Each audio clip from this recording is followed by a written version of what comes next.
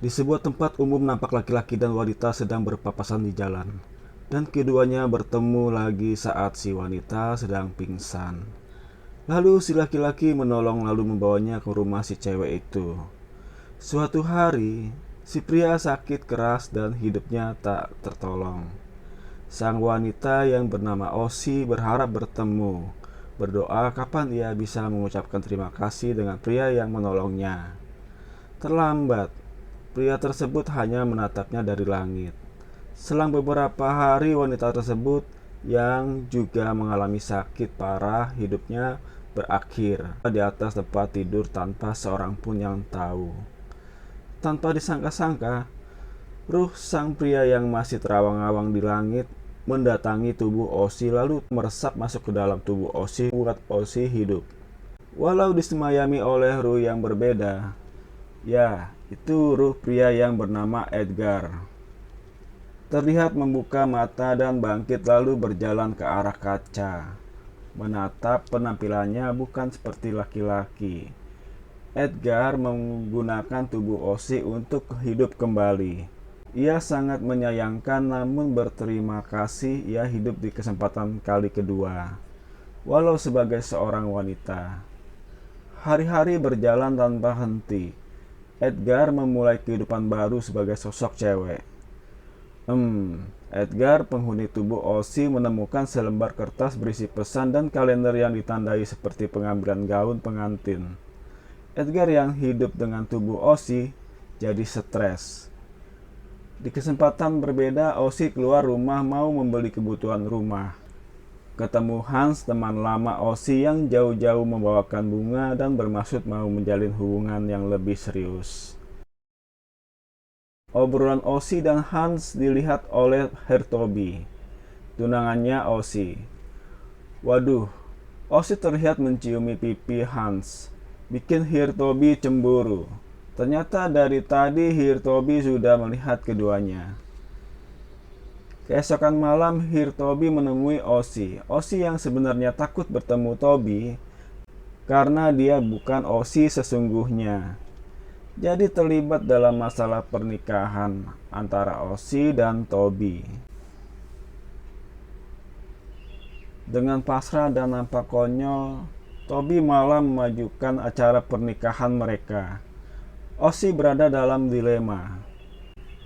Pagi hari Osi berada di stasiun, berencana pergi jauh dan tak kembali ke kota itu. Namun selembar kertas harapan pemilik tubuh Osi lah yang buat Edgar terenyuh. Harapan untuk bisa menikah adalah impian Osi sedari dulu. Edgar, penghuni tubuh Osi, batalkan keberangkatan keretanya dan datang ke tempat Tobi untuk mengulur pernikahan mereka. Saat bersama Tobi, Osi sangat gugup dan menutupi wajah dari tatapan Tobi. Malah Tobi menggapai wajah Osi. Dianggapnya, Osi, kamu nampak begitu stres dan capek. Semakin banyak perbincangan dan perhatian Tobi yang lembut dan hangat buat Osi yang berjiwa Edgar jadi suka. Osi pergi ke rumah baru yang dikasih Tobi buat pernikahan mereka. Nampak Tobi masih sangat santai. Padahal sebentar lagi mereka menikah.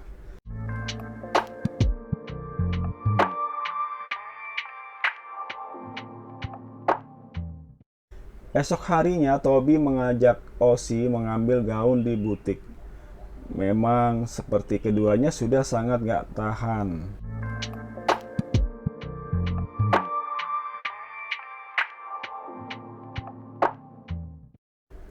Terutama Tobi, untungnya ada Hans yang membututi mereka dari tadi. Hingga jelas antara Tobi dan Osi akan segera menikah. Hans yang mengetahui hal itu akhirnya mundur. Seiring Tobi dan Osi bersama menjalin kemesraan, buat Edgar lupa dan larut dalam hasrat tubuh wanita. Osi dan Tobi semakin lengket dan Osi akhirnya menikah dengan Tobi.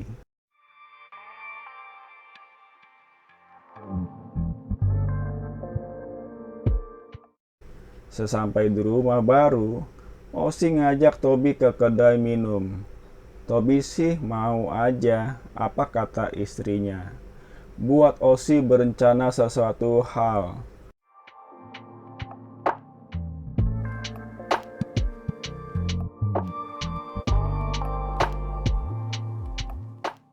Tobi tertidur akibat pengaruh minuman dan Osi pergi mandi membersihkan dirinya.